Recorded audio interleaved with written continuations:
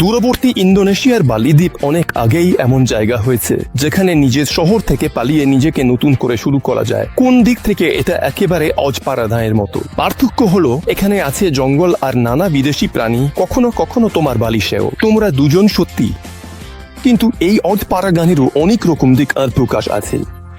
এখানে মানুষ সব সময় শান্তভাবে ধ্যান বা প্রকৃতি উপভোগ করে না। কিছু এলাকায় মানুষ একেবারে ভিন্ন বিনোদন পছন্দ করে। কোথায় ধরো তুমি হাঁটছো, ওখানে সবকিছু অফার হয়, যদিও এগুলো নিষিদ্ধ। এসবের প্রতি আগ্রহ। এছাড়াও বালির জঙ্গলে কিছু ঢিলা আছে যেখানে একেবারে অদ্ভুত ধরনের পার্টি হয়। এখানে সবকিছু একেবারে প্রাপ্তবয়স্কদের মতো। অংশগ্রহণকারীরা তাদের সব সংকোচ দরজার বাইরে রেখে আসে, আর পার্টি শেষ হয় কেবল ভোরবেলায়। এই পার্টিগুলোতে সবকিছুই করা যায়। শুধু কোনো একটা পার্টির কথা শুনলেই মনে হয় সবাই বুঝি সেখানে সেক্স করছে। ভালো লাগে কারণ এখানে ব্যাপারটা সরাসরি নয়, বরং অনেক বেশি আবেগের স্তরে গিয়ে ঘটে।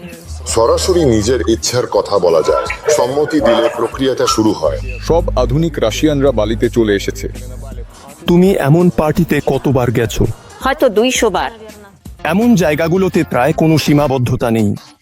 মানুষরা কাপড় ছাড়াই যে কোনো জায়গায় নাচে, নিজেদের শরীর দিয়ে ছবি আঁকে, মুখে গরম তরল মোম ঢালে, এমনকি নিজেদের আগুন লাগায় এবং ছাদ থেকে ঝুলে থাকে। এসব কিছুতেই কোনো ব্যথা বা স্বাস্থ্যের ক্ষতি হয় না, এবং দেখেই বোঝা যায় সবাই এতে দারুণ আনন্দ পায়। এছাড়াও এমন পার্টিগুলোতে তরুণরা নতুন নতুন জ্ঞান অর্জন করে। অংশগ্রহণকারীরা বিপরীত লিঙ্গের সঙ্গে বিশেষভাবে যোগাযোগ করার কৌশল শেখে। এমন একটা টুল আছে যেটাকে অ্যালোভিত্তিক বলা হয়। আমি পুরুষদের শেখাই এমন ভাবে করতে যাতে মেয়েদের প্রতিক্রিয়া হয়। তোমার হাতে আনন্দে কাঁপতে থাকা কোনো তরুণী নারীর চেয়ে বেশি সূক্ষ্ম কিছু নেই। আমাকে একটু ছুঁয়ে দেখো। কঠোর ড্রেস কোড ছাড়াও এখানে কিছুই হয় না। আমাকে এখানে শর্টস টি শার্ট পরে ঢুকতেও দেয়নি, লজ্জা অপমান। চল আমার নিপলগুলো ঢেকে দিই। মা প্লিজ এই ভিডিওটা বন্ধ করে দাও। আমার মা ছাড়া সবাই আমার ইউটিউব আর ইনস্টাগ্রামে সাবস্ক্রাইব করো, যেখানে এই ট্রিপের আরো অনেক মজার জিনিস আছে। আর এখন শুরু করছি জাদুকরি আর রসালো বালি দ্বীপ নিয়ে আমাদের এপিসোড।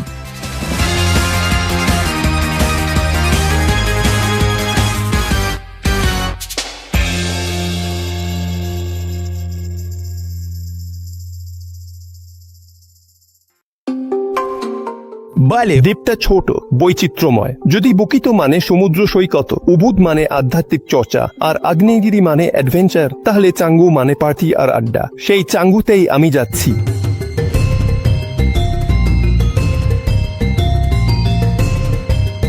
এখানকার পরিবেশ এমন, চারপাশে অনেক সবুজ, নানা রকম প্রাণী, রাস্তা কম আর মপেড বেশি। প্রথম কয়েকদিন মাথা ঘুরে যায়, কারণ সবকিছুই এত মজার আর আকর্ষণীয়। দেখুন, হাজার হাজার মন্দির, বিশাল অদ্ভুত এক শিশু, এখানে স্বস্তিকা আর লাল পতাকা, আর পাশেই এক মূর্তি হাত তুলেছে সূর্যের দিকে।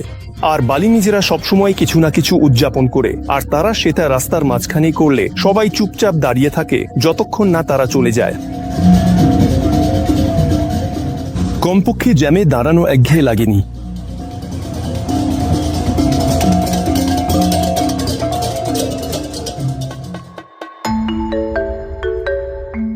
বালি সস্তা। আগে তো আরো সস্তা ছিল। সবাই এখানে দলে দলে এসেছে, দাম বেড়েছে, কিন্তু ইউরোপের তুলনায় 4 গুণ সস্তা। দেয়ালে ছত্রাক দেখা যায়, সস্তা গেস্ট হাউসে সুইমিং পুল কমই মেরামত হয়, আর আর্দ্রতায় জামা কাপড় শুকো না। তবুও মাথার ওপর পোমেলো গাছ জন্মাতে পারে, রুমে একা থাকলেও একঘেয়েমি হয় না। তোমরা দুজন সত্যি। বাথরুমে কিছু একটা কর্মট করছে, এখন তো ওখানে ঢুকতে ভয় লাগছে। Гекконы, пошли отсюда. সবাই ছুটে পালাল। মন শান্ত করতে সূর্যাস্ত দেখতে গেলাম। বালিতে সূর্যাস্ত দারুণ, সবাই জানে, সৈকতে ঢিত থাকে।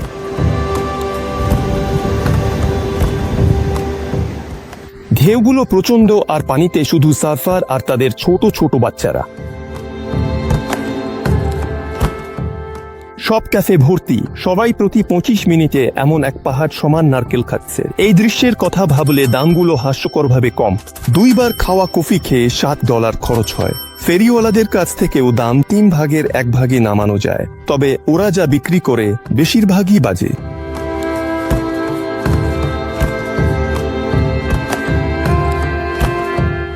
যত অন্ধকার বাড়ে ততই সৈকতে আরো বেশি আগুন জ্বলে ওঠে। পাশের বাড়িগুলোতেও তখন আগুন জ্বলে ওঠে। এটা তোনিয়া, সে ইচ্ছে করেই এসেছে বড়দের পার্টিতে যোগ দিতে, আর কোন পোশাক পরবে সেটা ঠিক করতেই তার বেগ পেতে হচ্ছে।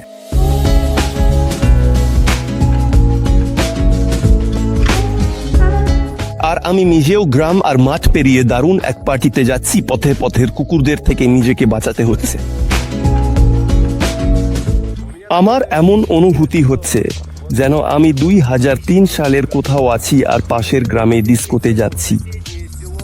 ঠিক এমনটাই দেখায় এই বেনপাসা শহরতলি।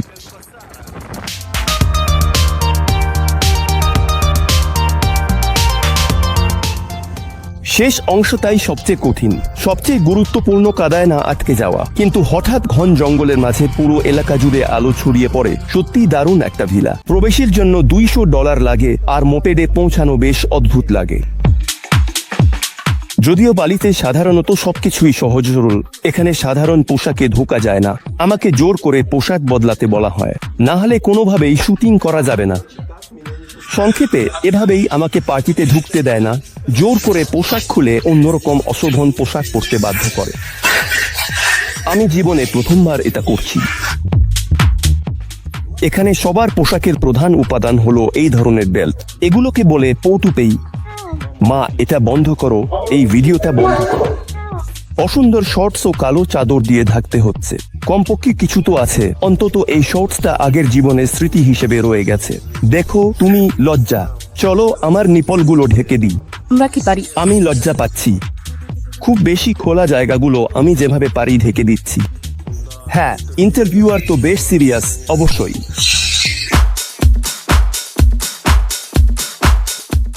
ভিলায় সবার মন মেজাজ ফুরফুরে। তোনিয়া বিলিয়ার্ড টেবিলে ওয়ার্ম আপ করছে। আমি চারপাশটা দেখছি। বাইরে সুইমিং পুল আছে। সবাই এখানে একটু দম নিতে আর ভেতরের ঘটনা নিয়ে আলোচনা করতে আসে। প্রথম তলাটা পার্টির জন্য রাখা, শো ও পারফরমেন্সের জন্য। এখানে যে বাজাচ্ছে, ফ্রি বারও আছে, তাই মানুষজন বেশি মজা পাচ্ছে।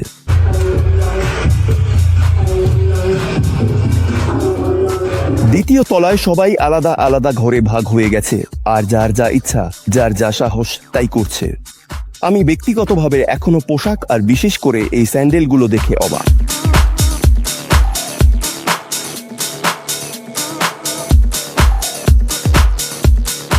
এই ভাদিন নিজের পার্টিগুলোর নামও দিয়েছে ইউটোপিয়া, আর এগুলো স্পেন, থাইল্যান্ড আর এখানে ইন্দোনেশিয়ায় বিভিন্ন দেশে আয়োজন করে। আমি এই পার্টিগুলো সারা বিশ্বে করি। তুলুম, ইবিজা। আমি ঘুরে বেড়াই আর যেখানে যাই সেখানেই এই সব কিছু করি। গ্রীষ্মে আমি ইবিজায় থাকি আর শীতে তুলুম আর থাইল্যান্ডের মধ্যে বেছে নিই। এখন নতুন করে বালিও যোগ হয়েছে। আসলে বালি আমার খুবই ভালো লেগেছে, বিশেষ করে এখন এখানে অনেক আধুনিক রাশিয়ানরা বালিতে এসেছে, তাই এখানে কিছুদিন থাকা কেন নয়। ইউটোপিয়া শুধু খোলামেলা আধা উলঙ্গ মানুষের পার্টি নয়। এখানে সব সময় পারফর্মার থাকে, যেমন পেশাদার নৃত্যশিল্পী তোনিয়া। তুমি তো বিভিন্ন দেশে ঘুরে বেড়াও, সেখানে পার্টি করো। তুমি কি শিল্পীদের সঙ্গে নিয়ে যাও, নাকি সব সময় সেখানেই খুঁজে নাও? না, আমার কিছু নির্দিষ্ট শিল্পী আছে যারা আমার নিয়মিত, বলা যায় রেসিডেন্ট, কিন্তু আমি প্রতিটি নতুন জায়গায় খুঁজে নিই। আমার নিজস্ব টিম আছে, নিজের পারফর্মারদের দল, নিজের প্রমোটারদের দল। শিল্পীরা অনেক সময় এরা আন্তর্জাতিক শিল্পীও হয়। ড্রেস কোড এই ধরনের পার্টির গুরুত্বপূর্ণ অংশ। আমাকে এভাবে পোশাক পরতে বাধ্য করা হয়েছে। আমি সাধারণ পোশাকে এসেছিলাম। তুমি কি সাধারণত এভাবেই হাঁটো? না, আমি তো ভেবেছিলাম তুমি সব সময় এভাবেই দেখাও। আসলে আমি এমন পার্টি করি যেগুলো বিডিএসএম পার্টি নয়। এগুলো সাধারণ পার্টি, কিন্তু ড্রেস কোড থাকে কয়েকটা স্টাইলে, যার একটি বিডিএসএম। কিন্তু এটা শুধু বিডিএসএম নয়, এটা ফ্যান্টাসি, এটা সাইবার পাঙ্ক, এটা বিভিন্ন রকমের ফিউচারিস্টিক স্টাইল। এভাবে বললে এটা মানুষের জন্য নিজের স্টাইল বা ইমেজে নিজেকে প্রকাশ করার একটা সুযোগ। নিজের বাহ্যিক রূপের সীমা ছাড়িয়ে গেলে আপনি নিজের ভেতরের জগতও বদলে ফেলেন। আমি এটা করি যাতে মানুষ নতুন অনুভূতি পেতে পারে, বুঝতে পারে যে যেটাকে তারা আগে সম্ভব বা নোংরা, অশ্লীল বলে ভাবত, সেটাও আসলে ভালোবাসা আর আনন্দে ভরা হতে পারে। এটা এমন একটা শর্ত যা অনেকটাই দর্শকদের ছেঁটে দেয়। একদিকে এতে শুধু তারাই থাকে যাদের সঙ্গে আমি আমার সময় কাটাতে চাই। প্রায়ই মানুষ শুরুতে ভাবে এটা বুঝি বিডিএসএম পার্টি বা সেক্স পার্টির কথা হচ্ছে। না, আমি সেক্স পার্টি করি না। সেক্স পার্টি মানে হলো যেখানে মানুষ আসে শুধুমাত্র সেক্স করার জন্য। আমার পার্টিতে মানুষ আসে নিজেদের দেখানোর জন্য, অন্যদের দেখার জন্য। এবং আসল পরিবেশটা তৈরি হয় এই কারণে যে সবাই নিজের চেহারা নিয়ে দারুণ উচ্ছ্বসিত থাকে। তারা এমন পোশাক পরে আসে যা তারা আগে কখনো পরেনি।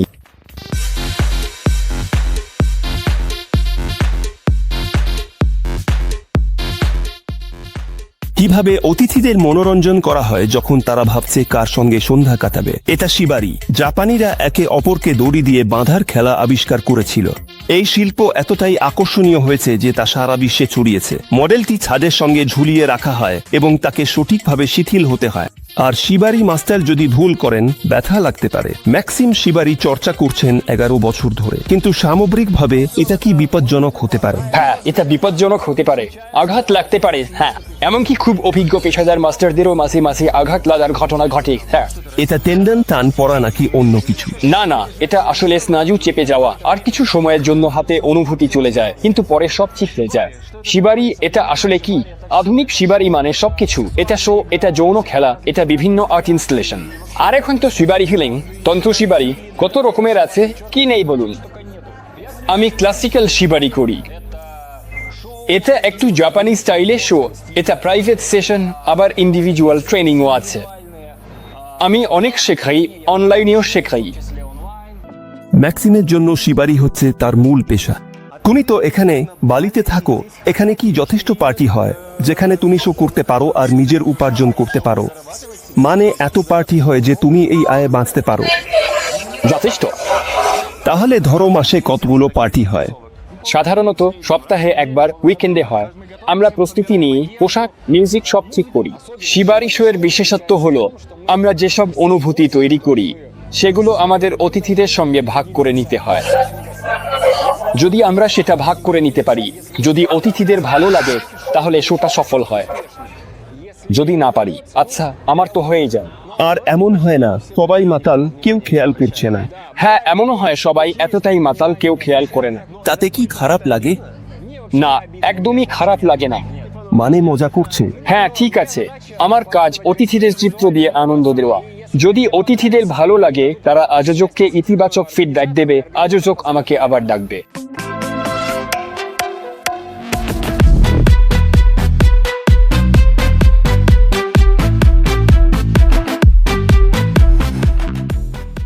পরিবেশে দর্শকদেরও কল্পনা জাগে। একবার বাড়ির ছাদে আমাকে এক গোছা টাকা পুড়িয়ে দিতে বলেছিল, যেন আগুন না লেগে যায় তাই জলে ভিজিয়ে নিতে হয়।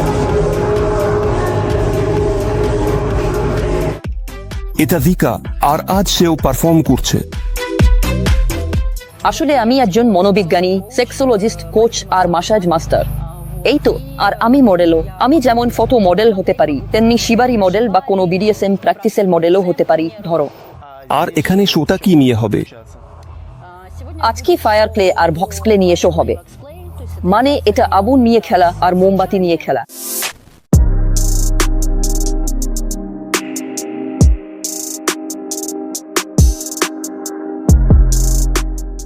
মিষ্টি হাসি নিয়ে ধিকা তার যন্ত্রপাতি বের করে এবং নগ্ন তরুণী মডেলের সাথে অপ্রত্যাশিত কিছু করতে শুরু করে। শুরুতে সে শরীরে ঝিলিমিলি ছিটিয়ে দেয় যাতে সবকিছু আরো উৎসমুখর দেখায়। তারপর প্রায় সঙ্গে সঙ্গেই সে মডেলের গায়ে কোনো সহজে দাহ্য কিছু জ্বালিয়ে দেয়, আর মডেল সেটা বেশ উপভোগ করে।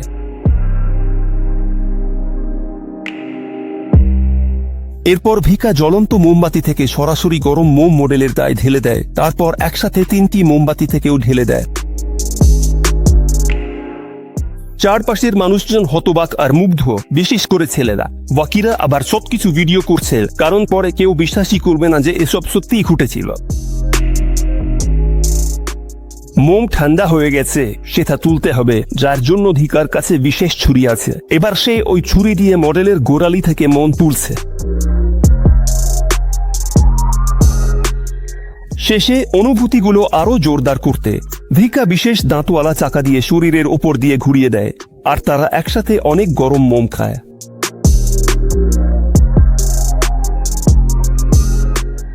ভিকা নিজেই প্রাপ্তবয়স্কদের জন্য কিন্তু স্টাইলে পার্টি করে। কিন্তু মানে হচ্ছে এটা নিজের যৌন অভিজ্ঞতা নিয়ে নানা রকম পরীক্ষা নিরীক্ষা, কল্পনাগুলো বাস্তবায়ন, নতুন কিছু চেষ্টা, অনুভূতি, অভিজ্ঞতা। সবচেয়ে বড় কথা এটা স্বাধীনতা। এখানে স্বাধীনতা সবকিছু অনুমোদিত, আংশিক বা সম্পূর্ণ নগ্নতা, আংশিক বা সম্পূর্ণ মিথস্ক্রিয়া, এমনকি চুমু খাওয়া আর সেক্সও অন্তর্ভুক্ত। সেই অনুযায়ী মানুষের সংখ্যারও কোনো সীমাবদ্ধতা নেই।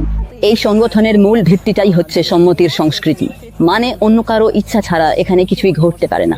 মানে যদি আমি তোমাকে ছুঁতে চাই তাহলে আমাকে তোমার কাছে জিজ্ঞেস করতে হবে, আমি কি তোমাকে ছুঁতে পারি? তুমি তখন বলবে হ্যাঁ, তখনই কেবল আমি তোমাকে ছুঁবো। মানে মৌখিক অনুমতি পাওয়ার পরেই, শুধুমাত্র এই কারণে নয় যে তোমার মনে হয়েছে। চোখ টিপে দিল। তুমি বললে আমাকে ছুঁয়ে দাও। এই জায়গাটা আসলে নিরাপত্তার জন্যই তৈরি, যেখানে তুমি নিশ্চিন্তে কাপড় খুলতে পারো, কিংবা তুমি সংকামী বা বাইসেক্সুয়াল হতে পারো, আর কেউ তোমাকে ঘৃণা করবে না বা খারাপ কিছু বলবে না, কারণ এটা তোমার পছন্দ, তোমার শরীর, তোমার ব্যাপার, আর আমরা সেটা সমর্থন করি। ধিকা বলছে এই ধরনের পার্টিগুলো প্রথমত শিল্প, তারপরই আসে বাকি সবকিছু। আমি সাধারণত বলি না যে এখানে শুধু সেক্সের জন্য আসো।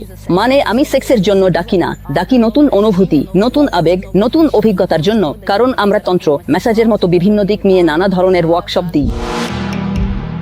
তুমি যখন এখানে বালিতে, থাইল্যান্ডে বা ইউরোপে ইবিজায় পার্টি করো, তখন মূল পার্থক্যটা কি? যোগ। মানে ধরো আমি যদি তুলুমে পার্টি করি, অদ্ভুত হলেও বেশিরভাগ টেবিলই রাশিয়ানরা কিনে নেয়। আর ইবিজায় উদাহরণস্বরূপ এই বছর রাশিয়ানদের সংখ্যা খুবই কম ছিল, তাই পুরো দর্শকরা মূলত লোকাল, মানে যারা ইবিজায় সব সময় থাকে তারাই ছিল। আর রাশিয়ানরা প্রায় ছিলই না, ফলে পরিবেশটাও একটু আলাদা ছিল। এখানে এই মুহূর্তে আমার মনে হয় প্রায় 60 থেকে 70% রাশিয়ান আছে। রুশভাষী স্লাভরা কোনো কারণে ইউরোপিয়ানদের তুলনায় নিজেদের থেকে অনেক বেশি দিতে প্রস্তুত থাকে। ভাদিমের পার্টি এই ধরনের পার্টিগুলোর মধ্যে সবচেয়ে কঠিন বা চরম নয়। যে মানুষগুলো সত্যিকারের ফেটিশ পার্টিতে যায় তারা এই জীবনধারাতেই বাঁচে। বিশ্বে কিছু জায়গা আছে যেখানে এই মানুষগুলো একত্রিত হয়। সম্ভবত এর মধ্যে সবচেয়ে বড়টা হলো লন্ডন। সেখানে একটা ইভেন্ট আছে, নাম টর্চার গার্ডেন। টর্চার গার্ডেনকে ইউরোপের সবচেয়ে বড় ফেটিশ ক্লাব হিসেবে ধরা হয়, যেখানে ডান্স ফ্লোর ছাড়াও পুরো সাডোমাসোকিজমের আন্ডারগ্রাউন্ড আছে। ওখানে আমার ভালো লাগতো, তুমি ঢুকলে বুঝতে পারো। যদি ভাবো তুমি বিকৃত, তাহলে না, তুমি বিকৃত নও। চিন্তা নেই। আরো অনেকে আছে ওখানে সবকিছু অনেক বেশি মজার আর অনেক বেশি চরম। আমি ফেটিশ পার্টি করি না তাদের জন্য যারা সব সময় ফেটিশ পার্টিতে যায়। আমি ফেটিশ পার্টি করি তাদের জন্য যারা কোনোদিন এই দিকেও তাকায়নি। তারা শুধু একঘেয়ে ক্লাবগুলোতে ক্লান্ত, যেখানে শুধু ডিজের নাম বদলায় কিন্তু বাকি সবকিছু একই থেকে যায়। ভোরের দিকে ভিলায় মানুষজন ধাদ হয়ে গেল। কেউ একা, কেউ দল বেঁধে, এক অংশ ঘুমাচ্ছে। ডান্স ফ্লোরে এখনো নাচছে একদল উদ্যমী মানুষ। এই নির্জন জায়গায় কষ্ট করে ট্যাক্সি দেখে আমরা বাড়ি ফিরছি, তখনই দেখছি অনেকে কাজে যাওয়ার জন্য রাস্তায় ভিড় করছে। আর আমার আরেকটা মশলাদার পার্টিতে যাওয়ার আগে একটু ঘুমানো দরকার।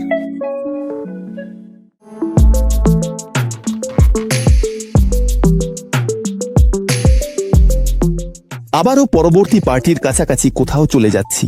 বাড়িগুলোর গায়ে ছত্রাক আর গোটা গোটা ঝোপ গজিয়ে উঠেছে, দুপাশে ছেঁড়া ফাটা কুঁড়ে ঘরে দোকানপাট। আর আমরা শুধু উল্টো পথে নয়, বরং ফুটপাত দিয়ে উল্টো পথে উড়ে চলেছি। জ্যামে দাঁড়িয়ে থাকার এতটাই ইচ্ছে নেই।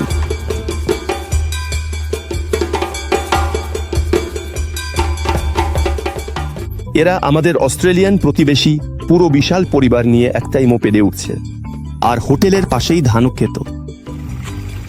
এক টুকরো জমিও ফাঁকা পড়ে নেই। এখানে এখনো বেড়া থেকে বেড়া পর্যন্ত মাত্র 10 মিটার জায়গা পড়ে আছে, আর সেটাও এখনো ভরে ওঠেনি। আর সেই জায়গাতেও এখনো ধান চাষ হচ্ছে। প্রতিটা পা ফেলার জায়গায় আর যে কোনোভাবে বানানো কুঁড়ে ঘরেও একটা দোকান থাকবেই। ওরা 3-in-1 কফি আর পানির বোতল বিক্রি করে। এটা সেই বাড়ির দিক নির্দেশ যেখানে এক জ্যোতিষী থাকেন। আর এখানে আমি একটু থেমে দাঁড়ালাম, কারণ জায়গাটা পরিষ্কার। ইচ্ছা করলে এখানে আইফোন সারানোর দোকানও পাওয়া যায়, এমনকি একেবারে ক্লাসিক দোকানও আছে।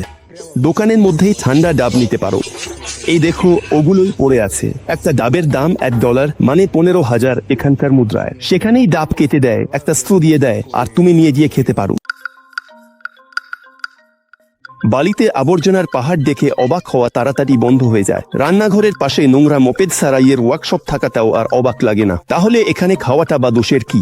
খাবারটা সুস্বাদু আর সস্তা, কিন্তু মনে হচ্ছে মাঝে মাঝে কিছু চমক থাকতে পারে। তাই আমি খুব কমই এখানে খাই।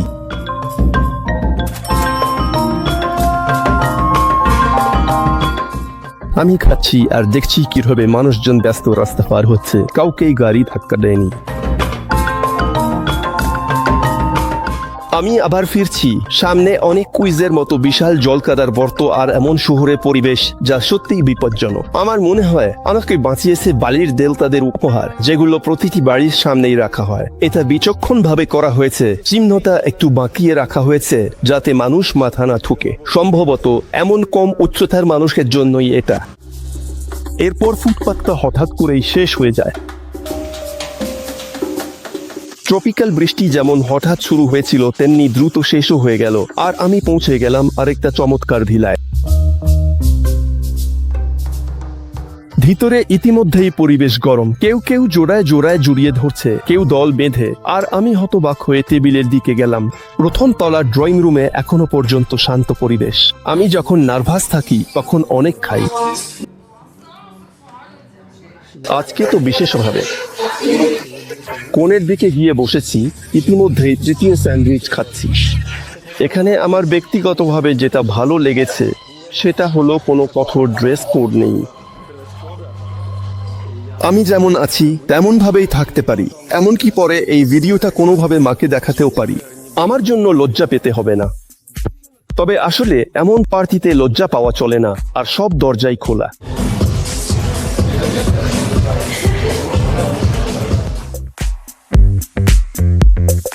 এটা পলিনা, সে প্রথমবার এমন কোনো অনুষ্ঠানে এসেছে। আমি খুবই নতুন কিছু চেষ্টা করতে চেয়েছিলাম, অনেক দিন ধরেই এমন কিছু করতে চাচ্ছিলাম, তাই বালিতে এটা আমার কাছে পারফেক্ট অপশন মনে হয়েছে এখানে আসার জন্য। শুধু শুনলেই যখন কোনো পার্টির কথা আসে তখন মনে হয় সবাই বুঝি শুধু মজা করছে। পলিনা খুশি যে এই পার্টিটা বেশি আত্মিকতার দিকে উৎসর্গিত। মনে হয় ওখানে শুধু অর্গি আর পুরোপুরি বিশৃঙ্খলা চলে, কিন্তু এখানে এতটাই আরামদায়ক, দারুণ পরিবেশ, সবকিছু যেন জাদুকরি, একটু আধুনিক আধ্যাত্মিকতার ছোঁয়া আছে। এটা আসলে আত্মার জন্যই বেশি, যেন এক ধরনের বিশ্রাম আর আরাম। আমি আসলে ওরকম কিছু করতে আসিনি, আমি এসেছি শুধু দেখতে। ভালো লাগছে কারণ এখানে ব্যাপারটা একেবারে সরাসরি না, চলো, বরং এটা আসলে অনেক বেশি আবেগের স্তরে কাজ করে। তুমি তো এখানে কয়েক ঘন্টা আছো, কি হচ্ছিল? আমি খেয়েছিলাম, তারপর আমি হুকা খেয়েছিলাম, তারপর মানুষের সঙ্গে কথা বলেছি, কয়েকজন পরিচিতের সঙ্গে দেখা হয়েছে, তারপর উপরে একটা প্র্যাকটিস ছিল। ওখানে ছেলেরা তোমার কাছে এসেছিল? তো হ্যাঁ, কথা হয়েছে। এটা কিভাবে হয়? আসলে বেশ সামরিক ভাবেই হয়, শুধু হ্যালো, তোমার নাম কি? এখানে বন্ধুত্বপূর্ণ পরিবেশ, সবাই সহজে পরিচিত হচ্ছে, ঠিক আছে, কারণ এটা বালি। তুমি কি মানে অনুমান করো যে কেউ তোমার ভালো লাগতে পারে? এবং হ্যাঁ, সম্ভব। আমার পিরিয়ড চলছে, তাই আজ না, তবে পরের বার যদি আসি আমি ভাবছি আবারও আসব, আর এবার কিছু একটা ইচ্ছা নিয়ে আসব, কিছু মজার কিছু চেষ্টা করার জন্য। না মানে চুমু খাওয়া তো যায় এমন কিছু। আসলে সেক্স মানেই তো সব সময় প্রবেশ নয়, তাই তো। আর এই মেয়েটা উপরে নিজেকে পরি বলে পরিচয় দিয়েছে, আর সে খুবই অভিজ্ঞ অতিথি। মানুষ এই ধরনের পার্টিতে আসে তাদের ইচ্ছেগুলো পূরণ করার জন্য। যদি কারো কোনো নির্দিষ্ট ইচ্ছা থাকে, সে সেটা এখানে নিয়ে আসতে পারে এবং এখানে অন্যদের সঙ্গে তার চাহিদা মেটাতে পারে। এই পার্টিগুলোতে সবকিছুই করা যায়, কিন্তু এখানে বিশৃঙ্খলা আর যা খুশি তাই করার মধ্যে একটা বড় পার্থক্য আছে। সেটা হলো, তুমি যদি কিছু করতে চাও তাহলে সেটা আগে জিজ্ঞেস করতে হবে, আর যখন তুমি উত্তর পাবে যে অন্য কারো সঙ্গে এটা করা যাবে, তখনই তুমি সেটা চেষ্টা করতে পারো। এই পার্টিগুলোতে মানুষ আসে তাদের নতুন কোনো বিশেষ দিক খুঁজে পেতে, নিজেকে প্রকাশ করতে, নিজেকে খুঁজে পেতে, নতুন বন্ধু বানাতে। ফেয়া প্রায় আয়োজকদের পক্ষেও অংশ নেয়। অনেক সময় পার্টিতে আমি বিডিএসএন জোনের দায়িত্বে থাকি। আমার কিছু নির্দিষ্ট বিশেষ দক্ষতা আছে, আর আমি এই দক্ষতাগুলো মানুষের সঙ্গে ভাগ করে নিতে পছন্দ করি। তারা আমার কাছ থেকে নতুন নতুন অভিজ্ঞতা ও জ্ঞান পায়, আর আমি তাদের কাছ থেকে প্রচণ্ড শক্তি পাই। কারণ এর চেয়ে বেশি সূক্ষ্ম কিছু নেই। যখন কোনো তরুণী তোমার হাতে আনন্দে কাঁপতে থাকে, সেই মুহূর্তটা সত্যি একেবারে অনন্য ও অমূল্য। তুমি পার্টিতে আনুমানিক কতবার গিয়েছো? হয়তো 200 বার। যখন থেকে ইউক্রেনে এই পার্টিগুলো শুরু হয়েছে, আমি ইউক্রেনের প্রথম কিনকি পার্টিতে ছিলাম, তারপর দ্বিতীয়, তৃতীয়, চতুর্থ, পঞ্চম, ষষ্ঠ পার্টিতেও ছিলাম, আর 10ম পার্টি থেকে আমি নিজেই আমার পার্টি আয়োজন করতে শুরু করি। ইউক্রেনে যেখানে ফেয়ার আসা সেখানে এই ধরনের পার্টিগুলো আরো কঠোরভাবে হয়। ইউক্রেনে কিনকি পার্টিগুলো বেশি বিডিএসএম জগতের দিকে ঝুঁকেছে। সেখানে অনেক বেশি বিডিএসএম সংক্রান্ত অ্যাক্টিভিটি হয়, আর এখানে তান্ত্রিক প্রভাবও আছে। তান্ত্রিক চর্চাগুলো খুব স্বাভাবিকভাবেই বালির কিনকি জগতে মিশে গেছে। কিয়েভে, ইউক্রেনে এটা এতটা ছড়িয়ে পড়েনি।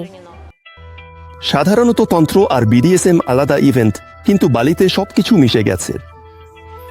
এখানে মিশ্রণটা বেশি, মানুষের রোটেশনও বেশি, কারণ এখানে তো ট্যুরিজম বেশ ভালোই চলছে। আর প্রতিটা পার্টিতে যদি কিছু পরিচিত মুখ দেখো, তবুও খুব কম মানুষই এখানে নিয়মিত থাকে। কেউ এসেছে, কেউ উড়ে এসেছে, আবার কেউ চলে গেছে। এখানে দর্শক শ্রোতারা বেশি বদলায়। জেন্না, তুমি কি এমন পার্টিতে অনেকবার গেছো?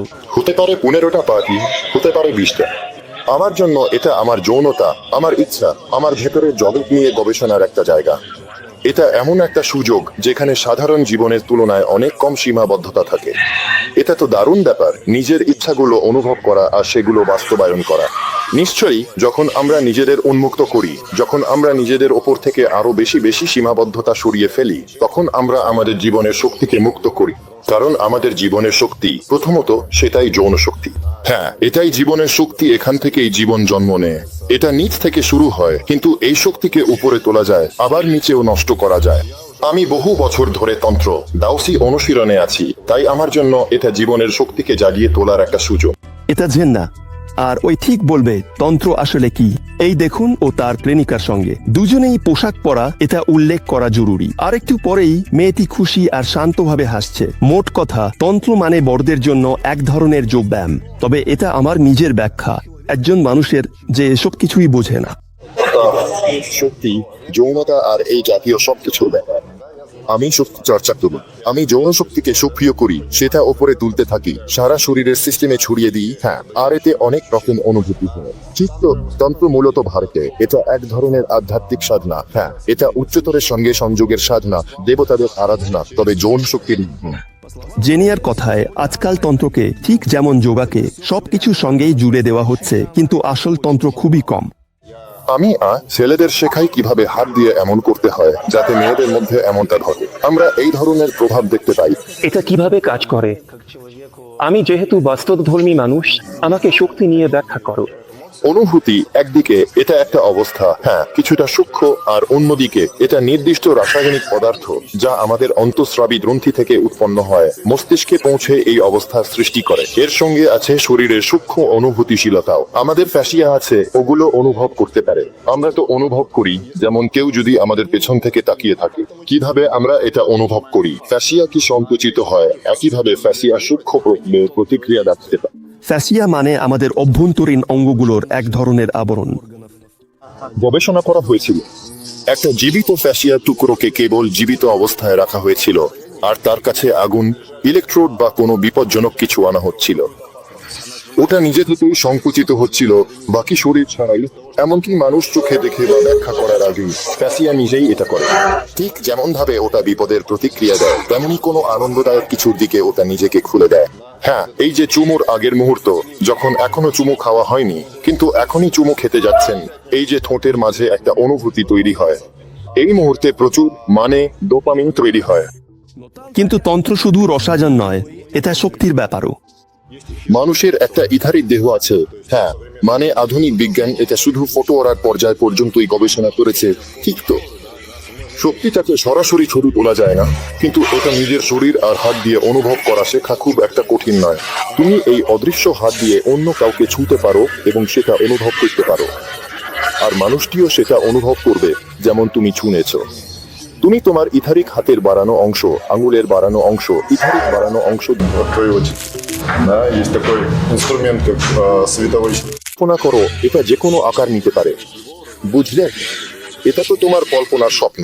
আমি চাইতাম না এমন কোনো আলোর অস্ত্র কারো কাছে থাকুক ট্রলিবাসে যখন আমি সেখানে যাচ্ছি। তুমি তোমার সঙ্গীর চক্রের ভেতর দিয়ে চলে যাও আর তখনই নানা রকম প্রভাব ঘটে। ওগুলো সক্রিয় হয়ে ওঠে, সে চোখ বন্ধ করে থাকে, একদম দেখেও না, আর ওর মধ্যে এসব শুরু হয়ে যায়। আমি ওর শক্তি গঠনের বিভিন্ন জায়গায় এনার্জি আর রাজন ডেকে আনতে পারি।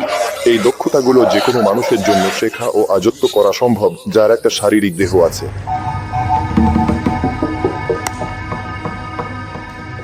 ধিলনেতে অনেকগুলো শোবার ঘর আছে যেগুলো খোলা এবং বন্ধ হয় না যতদূর আমি জানি না। এই শোবার ঘর পর্যন্ত এখনো কেউ পৌঁছায়নি। তর্ক সাপেক্ষে কিনকি পার্টিগুলোতে খুবই সাধারণভাবে হঠাৎ পরিচয় হয়, কিন্তু ওদের একটা নিয়ম আছে, আর কেউ চাইলেই সহজে ঘনিষ্ঠ হতে দেবে না। ধরো দুইজন মানুষ এখানে একে অপরের সঙ্গে সংযোগ করলো, তাহলে টেকনিক্যালি এরপর কি হয়? তারা কি কোথাও বা অন্য কিছুতে নিজেদেরকে ঘরে আটকে রাখতে পারে। দরজা বন্ধ করা যাবে না, আমরা দরজা বন্ধ করতে দিই না, কারণ এগুলো সবার জন্য খোলা ঘর। এই তো, আর স্বাভাবিকভাবেই যদি তারা চায় না কেউ তাদের স্পর্শ করুক বা ঘরে ঢুকুক, তারা অনুরোধ করতে পারে যেন বিরক্ত না করা হয়। এই তো, আমরা চাই মানুষ শিখে নিক কিভাবে নিজেদের আলাদা রাখতে হয় এবং যে কোনো পরিস্থিতিতেই আনন্দ নিতে হয়। এই শব্দটা দারুণভাবে ব্যবহার করছে ভিকা। সে বলা যায় খোলাখুলি শরীরের ওপর নাচছে। আবারও ভিকা দারুণভাবে নাচছে। সে বলা যায় খোলাখুলি শরীরের ওপর নাচছে, পুরুষরা পোশাক ছাড়া।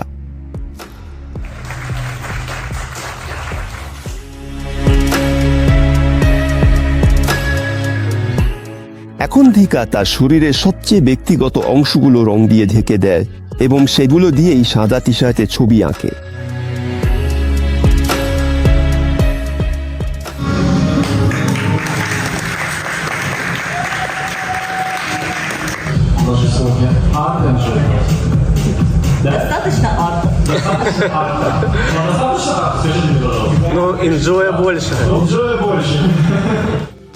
এ ধরনের শিল্পের দাম আছে, আর ভিকা সেই টি শার্টটি নিলামে বিক্রি করে যেটিতে তার শরীরের সব অংশ স্পর্শ করেছে।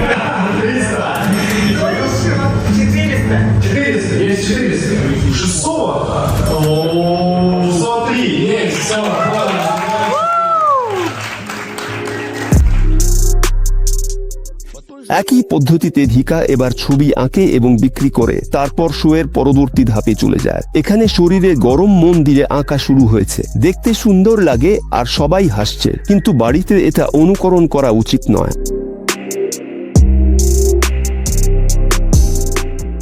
এরপর ভিকাকে ঢেলে দেওয়া হয়। ফলটা সুন্দর হয়, আমি নিজেকে আটকাতে পারিনি।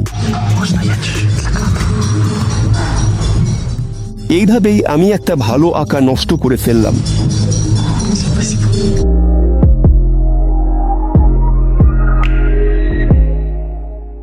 ভিকাই এই কিনকি পার্টির আয়োজন করেছিল। তাহলে আগের ধরনের পার্টি আর এটার মধ্যে পার্থক্যটা কি? আগের ধরনের পার্টি মানে নাচ, অ্যালকোহল, মজা আর ড্রেস কোড নিয়ে। ড্রেস কোডটা বেশ খোলামেলা, কিন্তু তবু স্তনবৃন্ত আর যৌনাঙ্গ দেখানো নিষিদ্ধ। আর আমার পার্টিতে, যেমন আজকের এই অবতার পার্টি, এখানে চাইলে যা খুশি উলঙ্গ করা যায়। এই ধরনের পার্টিতে পুরুষ ও মহিলার সংখ্যা নিয়ন্ত্রণ করা হয়, যাতে কেউ একা একা মন খারাপ না করে বা অবিবাহিত মহিলাদের জন্য ঝগড়া না হয়। এমন পার্টিতে আসতে আগ্রহী পুরুষের সংখ্যাই বেশি থাকে সংখ্যার দিক থেকে। সেই অনুযায়ী আমরা পুরুষদের জন্য টিকিটের দাম অনেক বেশি রাখি, আমি এটাই বলবো।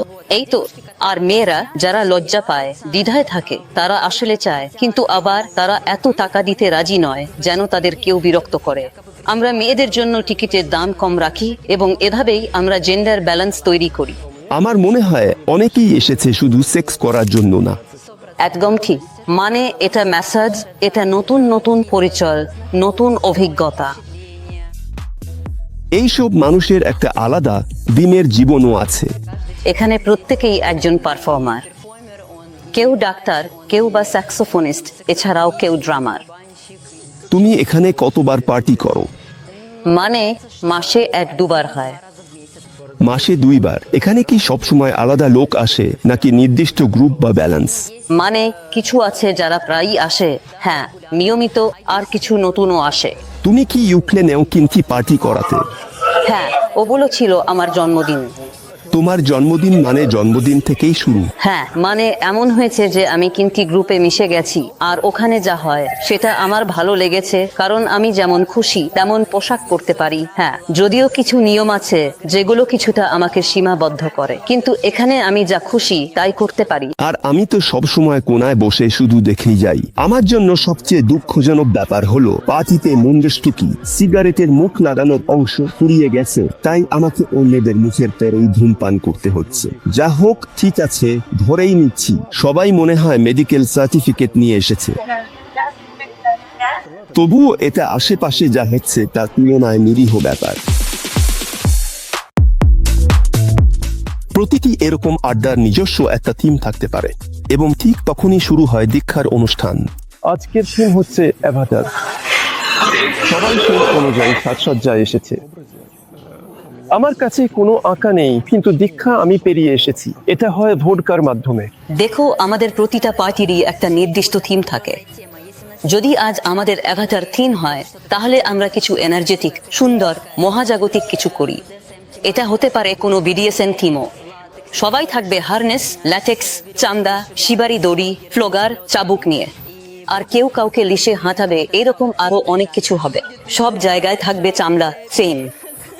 কিঙ্ক পার্টিতে একটা বিশেষ এটিকেট আছে, আর তবুও কারো সঙ্গে পরিচিত হতে হলে ঠিকভাবে কথা বলতে জানতে হয়। ধরো একটা ছেলে এসেছে, সে তোমার সঙ্গে পরিচিত হতে চায়, তাহলে তার কি করা উচিত? সে কাছে এসে কি বলবে?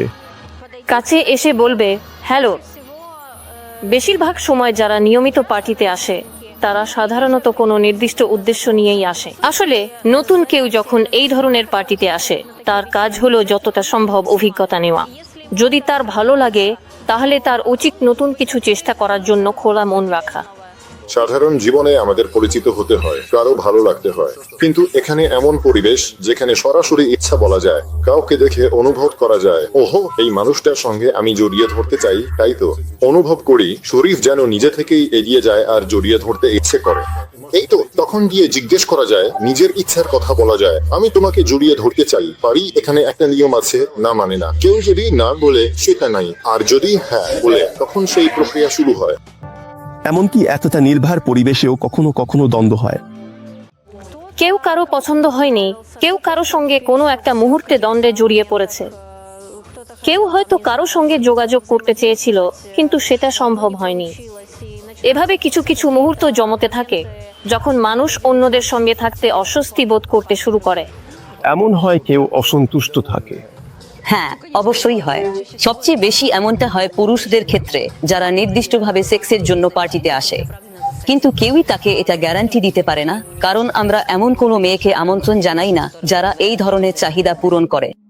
এই ধরনের পার্টির সঙ্গে দেহ ব্যবসার কোনো সম্পর্ক নেই। এখানে সাধারণ মানুষ একে অপরের সঙ্গে পরিচিত হয়, এবং কেউ কারো কাছে কিছু দাবি করতে পারে না। মেয়েদের আমন্ত্রণ জানানো হয়, এটার জন্য টাকা দেওয়া হয়।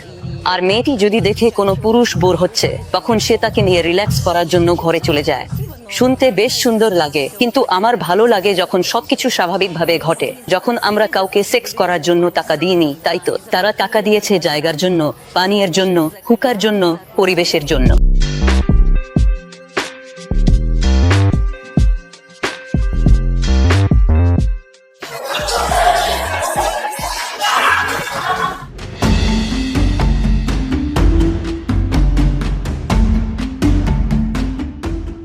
আবারও ফিরে আসি বালির সাধারণ দিনের দ্বীপে, এবং মনে করি এটা কতটা সুন্দর। এখানে অনেক জলপ্রপাত আছে, আর এটা তাদের মধ্যে সবচেয়ে শক্তিশালী এক। প্রবেশের জন্য টাকা লাগে, তবে $1 একটু বেশি। ভালো টয়লেট আছে। 10,000 রুপিয়ার গোসল, 5,000 প্রস্রাব পায়খানা।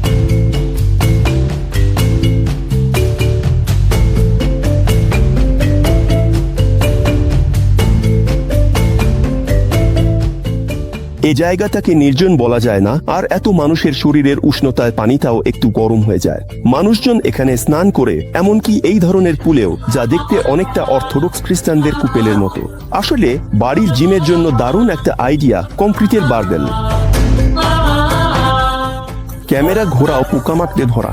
এটা সূর্য পোকা, আর ওটা ড্রাগন ফ্লাই। সবকিছুই একেবারে অনিশ্চিত। প্রবেশদ্বারের কাছে সুভেনির আর ছোট্ট কুরছানা Do বিক্রি you হচ্ছে। sell them? How much is one? 2 million? Oh my god. What about cat? How much?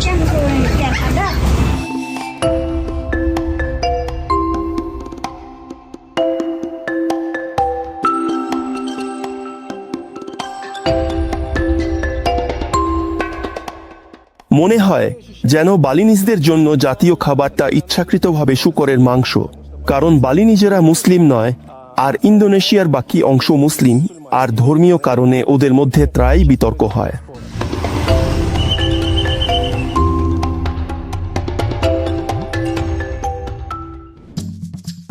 এটা দিমা যখন ও বালিতে এসেছিল তখন অনেকভাবে অনেক মজা করেছিল। বলতো কিভাবে পার্টি করতিস। আরে সবার মতোই 21 বছর বয়সে ননস্টপ মদ্যপান, আড্ডা আর দারুণ ক্লাবিং। কোথায় বেশি টাকা খরচ হয়, এখানে না ওখানে, শুধু পার্টির জন্য? মানে যখন ঠিকঠাক পার্টি করতাম তার 1 মাস আগে আমি অ্যালকোহল খাইনি, সিগারেটও খাইনি। আমার খরচ হতো প্রায় ধরো $1000। মানে আমি নিজের জন্য কিছুতেই কৃপণতা করতাম না। কুটাতে গেলে দেখবি তোকে একদম সবকিছু অফার করবে, সব নিষিদ্ধ জিনিস। এখানে দ্বিতীয় দিন কেউ কিছু অফার করেনি, কম ঘুরেছি। তুমি ঘুরছো না, যদি তোমার আগ্রহ থাকে তাহলে অবশ্যই খুঁজে পাবে। পার্টি মুডে থাকলে অবশ্যই, এমনকি সস্তা বালি দ্বীপেও টাকা উড়ে যায়। মোটামুটি $3,000 থেকে $4,000 মতো খরচ হতো। মানে দিনে $100 গড়ে যোগ হয়েছিল যখন তুমি পার্টি শুরু করলে। ঠিক তাই। এই টাকাগুলো কিসে খরচ হতো? $100 গড়ে কোন খাতে খরচ হতো? গড়ে বলতে গেলে এগুলো যেত হুক্কা, এখানে খুবই দামি বিয়ার আর বিভিন্ন ক্লাবে ঢোকার ফি, কখনো ক্লাব কখনো বিচ ক্লাব, বিভিন্ন রকমের মজার জায়গা। তুমি কি কখনো স্থানীয় এশিয়ান মেয়েদের সঙ্গে আলাপ করেছিলে? আমি ইংরেজি জানি না। আমার ভাই এখানে অনেক দিন ধরে থাকতো, সে শুধু ওদের সঙ্গেই মিশতো। মানে ও তো বালির লোকেদের সঙ্গে আলাপ করতো, ওদের কোনো সমস্যা হতো? দিমা আসলে বালিতে চলে আসার কোনো পরিকল্পনা করেনি, কিন্তু কাজের সমস্যায় পড়ে ঝুঁকি নিয়ে সবকিছু ছেড়ে চলে এলো। একেবারে মাথা গরম করে একমুখ টিকিট কেটে চলে এলাম। আমি এখানে এসেছি মানুষের জন্য, কারণ আমি জানতাম এখানে নানা ধরনের মানুষের ঘনত্ব অনেক বেশি। এখানে আমার অনেক নতুন উপকারী পরিচিতি হয়েছে। দিমা ভিলায় কাজ করে বিজ্ঞাপন সামলায়। আমি জানি এখানে আমি থাকতে পারি, $2,000 বা $3,000 খরচ করতে পারি। এই ভিসা $35। এটা বাইক ভাড়া, যেটা আমি প্রথমে এসেছিলাম তখন নিয়েছিলাম, সেটা ছিল 850,000 স্থানীয় মুদ্রা। কিন্তু এখন আমি মোটরসাইকেল ভাড়া নিচ্ছি, সেটা 4 মিলিয়ন। আমি যে গেস্ট হাউসে থাকি তার ভাড়া 4,50,000। এই তো ক্যাফে আমি খাই। আচ্ছা, সাধারণভাবে এটা যদি $20 নিচে ডিনার হয় তাহলে $2.5। ওহো, 1000। হ্যাঁ, 1000। যখন আমরা ক্লাবে যেতাম একবারে 5-6 মিলিয়ন পর্যন্ত খরচ হয়ে যেত। তাহলে $200 পর্যন্ত খরচ হয়ে যেতে পারে। ভিসা কার্ডে হয়। রাতে বের হলে, ঘুরলে, পার্টি করলে $300 পর্যন্ত কার্ড থেকে খরচ হতে পারে। তুমি মাসে $1,000 খরচ করছো, কিন্তু নিজেকে কমাচ্ছ না। এমনও না যে শুধু দোষীরা ইনস্ট্যান্ট নুডলস খাচ্ছ। এটা স্বাভাবিক। আমি দোষীরাক খাই না, আমি সবচেয়ে সস্তা ওয়ারমিও খাই না। আমি সেখানে একবারই খেয়েছিলাম। ওখানে মানে শুধু ভাত আর সবচেয়ে সাধারণ ইন্দোনেশিয়ান খাবার থাকে। না, আমি ওইসব জায়গায় খাই না। আমি সেখানে খাই যেখানে পাস্তা, পিৎজা আর বার্গারও পাওয়া যায়। আমি এখানে একদমই রান্না করি না। মোটামুটি খাবারের জন্য আমি দিনে সর্বোচ্চ $15 পর্যন্ত খরচ করি। সকালে আমি 2টা নারকেল নিই আর সন্ধ্যায় আমি ডিনারে যাই, সেটা প্রায় $1,60,000। আমার জন্য কোনো একটা স্টেক থাকবে, জানি না আর কি থাকবে, হয়তো ফ্রেঞ্চ ফ্রাইয়ের সাথে, যেমনটা এখানে দিতে পছন্দ করে। আগে আমি নাস্তার জন্য আবারও স্থানীয় কোনো রেস্টুরেন্টে খেতাম। 35। কল্পনা করুন আমি একটি স্নিটজেল তৈরি করেছি। যদিও দিমা সমুদ্রের পাশে থাকে, সে খুব কমই সৈকতে যায়।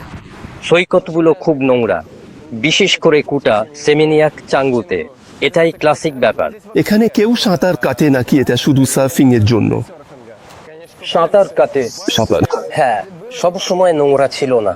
এটা কি ঢেউ এনে দেয়। হ্যাঁ হ্যাঁ হ্যাঁ, ভাবো তো তুমি সাঁতার কাটছো আর ঢেউ তোমার মাথায় নারকেল এনে মারে। নারকেল মাথায় আঘাত করলো। বালিতে অভিবাসীরা কেমন থাকে সে নিয়ে আমি আলাদা এপিসোড বানিয়েছিলাম। এই ভিডিওটা দেখার পর সেটা দেখে নিও যদি এখনো না দেখো। আরো মজার জিনিস ইন্দোনেশিয়া থেকে আমি ইনস্টাগ্রামে শেয়ার করেছি, চলে এসো। ইনস্টাতে আমার নামও ধোভা কারমানো।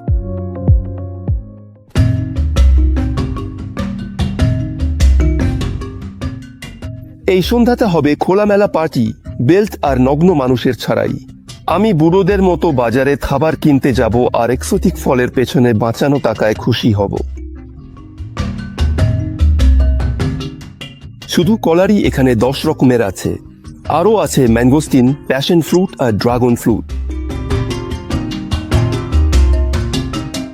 আমি নিশ্চিত ও আমাকে বেশ ভালোই দাম ধরেছে। ওজন মাপার যন্ত্রটা নষ্ট, তাই ক্যালকুলেটরে হিসেব করছে। বিক্রেতা ভেবেছে সাদা মানুষকে বোধহয় খুচরো ফেরত দিতে হবে না, কিন্তু আমি তাতে মন খারাপ করিনি। বিদেশি ফলের একটা প্যাকেট আমি কিনেছি $4.50। আমার মনে হয় স্থানীয়দের জন্য দামটা কোথাও $2.50 মতো।